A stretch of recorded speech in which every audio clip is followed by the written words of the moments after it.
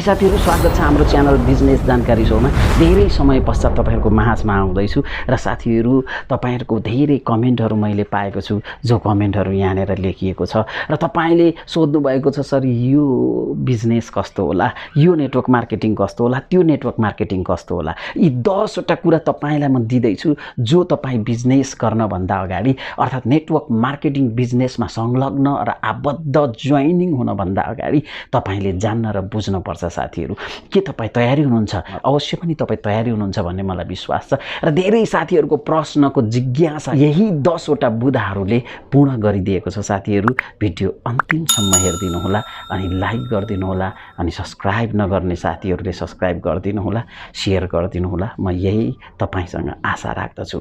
Network marketing सबैका लागि होइन। नेटवर्क मार्केटिङमा साथीहरु 3 जना व्यक्ति ल्याएर म धनी बन्छु भनेर सोच्दै हुनुहुन्छ भने त्यो तपाई गलत गर्दै हुनुहुन्छ। नेटवर्क मार्केटिङ यस्तो चीज हो साथीहरु, नेटवर्क मार्केटिङ यस्तो चीज हो साथीहरु, जसले खान्छ त्यो पनि पछुताउँछ अनि जसले खाँदैन त्यो पनि पछुताउँछ। यसको अर्थ म कुनै दिन अवश्य भनौला। Network marketing is not easy money. Network marketing आफैमा एउटा एकदम पावरफुल सिस्टम हो। यो सत्य कुरा हो। ठुला विद्वानहरूले नेटवर्क मार्केटिङको बारेमा बताएको छ र बिल गेट्सले पनि माइक्रोसफ्ट यदि कोल्याप्स भइदिएको थियो भने म अर्को बिजनेस नेटवर्क मार्केटिङ गर्थेँ भनेर भन्नुभएको छ। तर बट किन्तु लेकिन परन्तु साथीहरु, यही नेटवर्क मार्केटिङ भित्र स्क्याम यति धेरै किन हुन्छ? यही नेटवर्क मार्केटिङ भित्र फ्रड किन यति धेरै हुन्छ? यो कुरा अवश्य पनि जान्न जरुरी छ। र नेटवर्क मार्केटिङको बारेमा जहिले पनि नेगेटिभ सोच भएका मानिसहरू मात्र बाटो गल्ली र हर कुना काप्चामा पाइन्छ। किन? यसको अर्थ पनि यी 10 वटा पोइन्टहरुमा अवश्य म तपाईलाई दिने नै छु। साथीहरु, अन्त्यसम्म हेर्न नभुल्नुहोस् है। र साथीहरु, नेटवर्क मार्केटिङमा सेमिनार एउटा यस्तो बुलन्द स्थान हो, ठाउँ हो जहाँ मानिसहरूलाई चार्ज अप गराइन्छ र जहाँबाट मानिसहरू एकदमै इन्थुजाइजम्स भएर इनर्जेटिक भएर काम गर्छु भनेर उफ्रिएर आउँछ। त्यो तपाईको गल्ती हो। कुनै पनि काम तुरुन्तै उफ्रिएर आउनुहुन्छ भने त्यो तपाईको ओभर कन्फिडेन्स हुन्छ। त्यसैले त मेरो प्यारो साथीहरु, नेटवर्क मार्केटिङलाई सपना बेच्ने कम्पनी भनेर भन्छ। साथीहरु, तपाई पनि नेटवर्क मार्केटिङमा काम गर्न चाहँदै हुनुहुन्छ र धेरै साथीहरुले नेटवर्क मार्केटिङको प्रस्तावहरू लिएर तपाईको माझमा आएको छ र तपाईले पनि नेटवर्क मार्केटिङलाई एउटा पैसिभ इन्कम जेनेरेट गर्ने, एउटा फाइनान्शियल फ्रिडम र टाइम फ्रिडम गर्ने एउटा रणनीति हो र एउटा यस्तो बिजनेस हो जहाँ यो बिजनेसबाट मैले मेरो करियर बनाउन सक्छु होला, मेरो भविष्य बनाउन सक्छु होला भन्ने साथमा तपाई लाग्नु भएको छ र अगाडि बढ्दै हुनुहुन्छ भने यी 10 वटा कुरा तपाईले पहिला जान्न पर्ने आवश्यक हुन्छ। यो 10 वटा कुरामा तपाई एकदमै परफेक्ट हुनुभयो र सही ढंगले काम गर्नुभयो भने तपाईले राइट डिसिजन गर्न सक्नुहुन्छ। Network marketing is for you or not. तपाईले आफ्नो लागि हो या होइन भन्ने कुरा प्राप्त गर्न सक्नुहुन्छ। के अब बुझ्ने हैन त? जाउँ हामी विषयवस्तुतर्फ। बुदा नम्बर 1 मा कम्पनी दर्ता भएको छ कि छैन नेपाल सरकारसँग, यो कुरा जान्न पर्ने आवश्यकता छ। र नेपाल सरकारसँग जब कम्पनी दर्ता भइसकेपछि मात्र तपाईले आफ्नो प्रोसेस एक स्टेप अगाडि बढाउन सक्नुहुन्छ। साथी, नेपाल सरकारसँग दर्ता छ कि छैन? यदि छैन भने साथीहरु, अहिले नै तपाई बाइकट गर्नुहोस्। अहिले नै तपाई बाइकट गर्नुहोस्। चाहे तपाईले महिनाको 2 लाख किन नहोस्, 3 लाख किन नदियोस्, 4 लाख किन नदियोस्, यो तपाईको लागि एक दिन धेरै ठुलो घाँडो र हानि हुन सक्छ।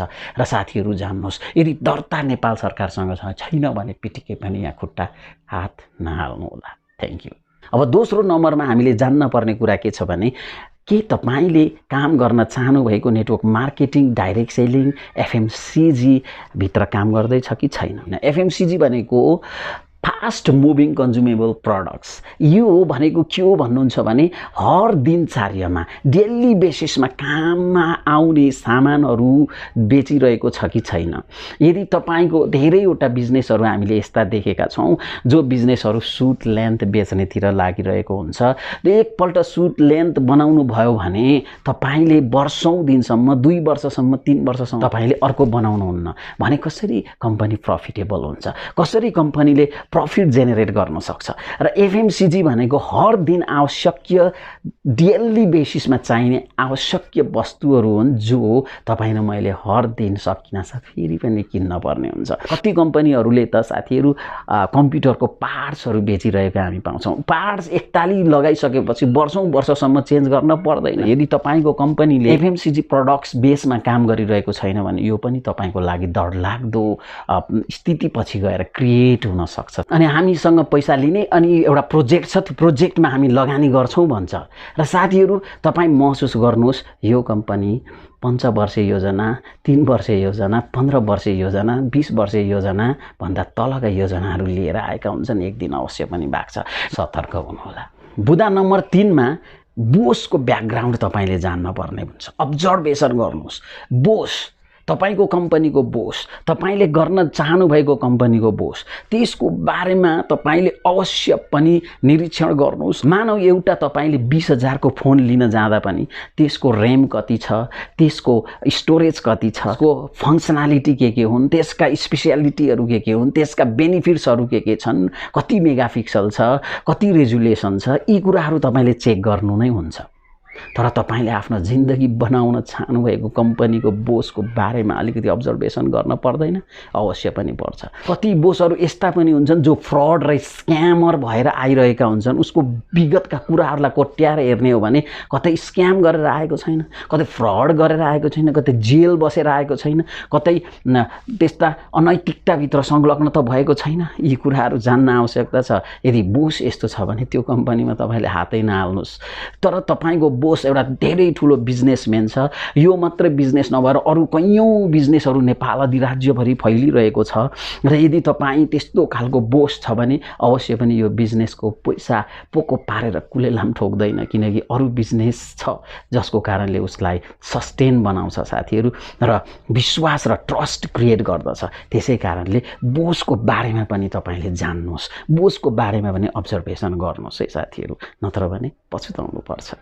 र बुँदा नम्बर 4 मा हामीले हेर्ने हो भने प्राइज एन्ड प्रोडक्ट्स भ्याल्यु। जुन नेटवर्क मार्केटिङ बिजनेस छ र त्यो बिजनेसको प्रोडक्ट्स कतिसम्मको भ्यालुएबल छ, कतिपल्ट सुन्नमा आएको छ र कतिपल्ट देखिएको पनि छ। यो सत्य कुरा हो। 100 रुपैयाँको प्रोडक्ट्सलाई 2035 मा बेचिरहेको के यो मुनासिब हो?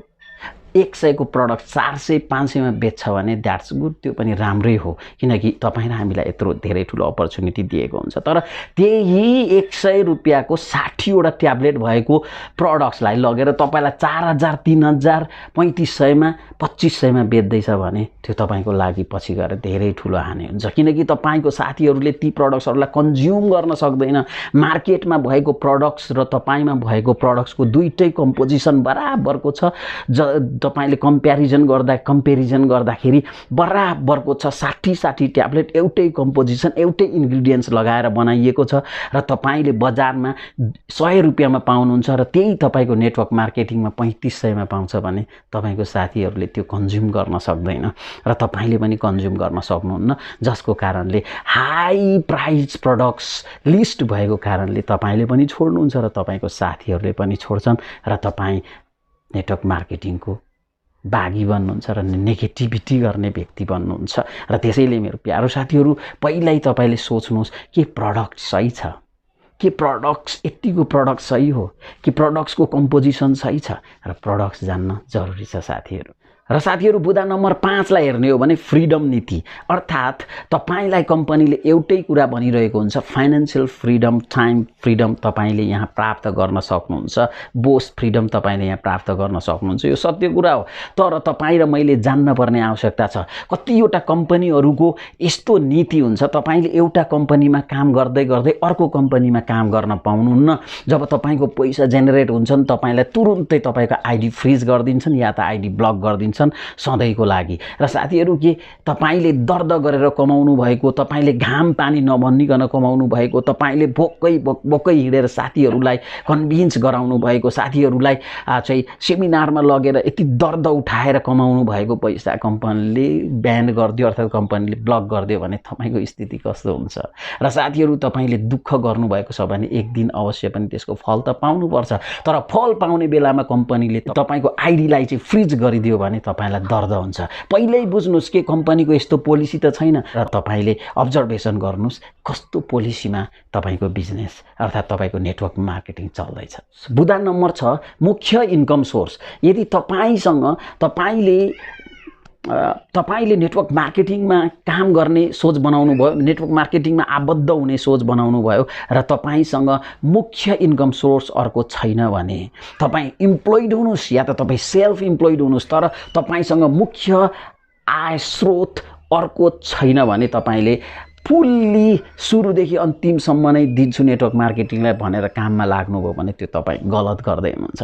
किन भन्नुहुन्छ भने तपाईलाई नेटवर्क मार्केटिङको केही महिना केही समयसम्म पैसा धेरै देख्न सक्नुहुन्न, किनकि यो सुरुवात पोइन्ट हो र तपाईको नेटवर्क सानो हुन्छ। सानो नेटवर्कमा सानो पैसा, जति ठुलो नेटवर्क त्यति ठुलो पैसा हुन्छ। त्यसै कारणले गर्दा साथीहरू, धेरै साथीहरू पलायन भएको छ, धेरै साथीहरूले छोडेको छ नेटवर्क मार्केटिङ, धेरै साथीहरूले नेगेटिभ बोलेका छन् नेटवर्क मार्केटिङको बारेमा। किन भन्नुहुन्छ भने उनीहरूले आफ्नो मुख्य इन्कम सोर्सलाई जेनेरेट गरेनन्। र साथीहरू, 7औं बुदामा हामीले हेर्ने हो भने तपाई ओभर कन्फिडेन्ट कहिल्यै पनि नहुनुस्। धेरै साथीहरू कुनै पनि सेमिनारमा एटेन्ड हुन्छन् अनि त्यहाँका लिडरहरूले बोलेका कुराहरू सुन्छन्। उहाँहरूले घर प्राप्त गर्नुभएको, कार प्राप्त गर्नुभएको, फरेन टुर प्राप्त गर्नुभएको अनि महिनै पछि लाखौं कमाउनु भएको एउटा झाँसाहरू देख्नुहुन्छ, जसको कारणले गर्दा सत्यता र झाँसा दुईटै मिक्सअप भएर बोलिएको उहाँहरूले सुन्नुहुन्छ अनि उहाँ कन्फिडेन्ट होइन, ओभर कन्फिडेन्ट हुनुहुन्छ र जसको कारणले अब म पनि तुरुन्तै भोलिदेखि गर्छु भन्न थाल्नुहुन्छ अनि त्यहीँ उहाँ पछारिनुहुन्छ र पर्सिपल्टदेखि उठ्नुहुन्न, निकोर्सिपल्टदेखि नेटवर्क मार्केटिङ गायब। त्यसै कारणले मेरो प्यारो साथीहरू, तपाईले जान्न पर्ने कुरा के हो? डाइरेक्ट सेलिङ नेटवर्क मार्केटिङमा सफल हुनको लागि कहिल्यै पनि तपाईँ ओभर कन्फिडेन्ट नहुनुहोस्। त्यसलाई ओभर कन्फिडेन्ट हुनभन्दा अगाडि नै तपाईले कम्पनीको बारेमा डिप एन्ड वाइड अब्जर्भेसन गर्नुहोस्। तपाईले गहिरो र फराकिलो त्यसको बारेमा सोच्नुहोस्, त्यसको बारेमा जानकारी लिनुहोस् अनि तपाईँ त्यही जानकारी प्राप्त गरेपछि तपाईलाई ट्रस्ट बिल्ड हुन्छ सफल बन्नका लागि। साथीहरू, 8औंमा तपाईले जान्न पर्ने के छ भन्नुहुन्छ भने 4P को बारेमा जानकारी लिनुहोस्। 4P कम्पनीको प्रोफाइल तपाईले जान्न पर्ने आवश्यकता छ, प्रोडक्ट्सको बारेमा पनि जान्न पर्ने आवश्यकता छ, प्लानको बारेमा पनि जान्न पर्ने आवश्यकता छ, कम्पनी कुन तरिकाले कुन पोलिसीमा गइरहेको छ र सरकारसँगको कुन डकुमेन्टमा सबै कुराहरू भरपुर मात्रामा भएर काम गर्दैछ त्यो कुरा पनि, प्रोसिड्युर्स पनि तपाईले जान्न पर्ने आवश्यकता छ। र तपाईँ 9 बुदामा के जान्न पर्ने आवश्यकता हुनुहुन्छ भने डीप मेन्टालिटी बन्नुहोस् अर्थात् बहिरो बन्नुहोस्। तपाईसँग डीप मेन्टालिटी पैदा गर्न पर्ने हुन्छ, बहिरो बन्न पर्ने आवश्यकता हुन्छ। यदि तपाईँ सफल बन्न चाहनुहुन्छ नेटवर्क मार्केटिङमा तपाईँ बहिरो बन्नु भएन भने तपाईँ सफल बन्न सक्नुहुन्न। जब तपाईँ नेटवर्क मार्केटिङको एउटा झोला बोकेर प्लान बोकेर हिँड्दै गर्नुहुन्छ भने तपाईको साथीले तपाईलाई नेग्लेक्ट गर्छ, तपाईको साथीले तपाईलाई आउट गरिदिन्छ, तपाईको फ्यामिलीबाट तपाईँ आउट हुनुहुन्छ, तपाईको परिवारहरू, तपाईको छरछिमेकीहरूबाट तपाईँ आउट हुनुहुन्छ। तपाईँ आउँदै हुनुहुन्छ भने उनीहरू लुक्छन् या त अर्कैतिर जान्छन्, किनभने तपाईलाई सबैले नेग्लेक्ट गर्छ र तपाईलाई भनाइ खानुपर्ने आवश्यकता हुन्छ। तपाईको नो भन्ने रिजेक्सन र अब्जेक्सनहरू तपाईले सहन पर्ने हुन्छ। त्यतिखेर तपाईलाई एउटै मात्रै मेन्टालिटी काम लाग्छ, त्यो हो डीप मेन्टालिटी। के तपाईसँग डीप मेन्टालिटी छ? के तपाईसँग बहिरोपन बन्न अर्थात् बहिरो बन्न सक्नुहुन्छ? यदि बहिरो बनेर तपाईले लगातार कन्सिस्टेन्टली काम गर्नुभयो भने सफल बन्न सक्नुहुन्छ। तर बोसले गद्दार गरेन भने र आफ्नो कम्पनीलाई नवीनतम गर्नको लागि दिनानुदिन नयाँ नयाँ प्रोसेस र प्रोसिड्युर्सहरूमा काम गरिरहनु भयो भने अवश्य पनि तपाईँ सफल बन्नुहुन्छ। तर एउटै मात्रै माथिको म्यानेजमेन्ट टिमको बोसले गद्दार गर्यो भने यो कम्पनी माथिदेखि तलसम्म नै आउट। अब साथीहरू, लास्ट बुदा 10 नम्बरमा र एजेन्ट बन्नुहोस्। अब सोच्नु होला आतंककारी पक्रिने र एजेन्ट त होइन र एजेन्टको अर्थ चाहिँ यसको फुल फर्म भनेको RAW रिड अप्लाई राइट। तपाईँ पढ्ने काम गर्नुहोस्, रिड गर्नुहोस् अनि तपाईँले के रिड गर्नुभयो त्यसलाई अप्लाई गर्नुहोस् अनि तपाईँले जिन्दगीमा के अप्लाई गर्नुभयो त्यो तुरुन्तै एउटा डायरीमा राइट गर्नुहोस्। Read apply and write. तपाईँ पढ्नुहुन्छ, पढेको कुरालाई तपाईँले अप्लाई गर्नुहोस्, अप्लाई के गर्ने जिन्दगीमा राइट गर्नुहोस्, लेख्नुहोस्। त्यस पछाडि तपाईँमा सफलता अवश्य पनि आउँछ। र साथीहरू यी 10वटा कुराहरू, यी 10वटा बुदाहरू छन्। यी 10वटा बुदाहरूलाई तपाईँले आफ्नो दिलमा राख्नुहोस् अनि आफ्नो समझमा राख्नुहोस् अनि तपाईँले नेटवर्क मार्केटिङको बारेमा गहिरो डिप एन्ड वाइड अब्जर्भेसन गर्नुहोस् अनि मात्र कुन नेटवर्क मार्केटिङ तपाईँको लागि सही हो अनि तपाईले कदम चाल्न सक्नुहुन्छ। कस्ता विषयवस्तुहरू तपाईँको माझमा पस्केको चाहनुहुन्छ मलाई कमेन्ट गर्दै गर्नुहोला। प्लिज सब्स्क्राइब गरिदिनु होला, लाइक गरिदिनु होला अनि यो मेरो भिडियोलाई सेयर गरिदिनु होला ताकि धेरै व्यक्तिहरू नेटवर्क मार्केटिङमा नडुबुन् र धेरै व्यक्तिहरू यो 10 बुदामा सजगता भएर नेटवर्क मार्केटिङमा कदम चालुन् ताकि उनीहरू सफल हुनका लागि केहीको बाधा नआओस्। Thank you so much.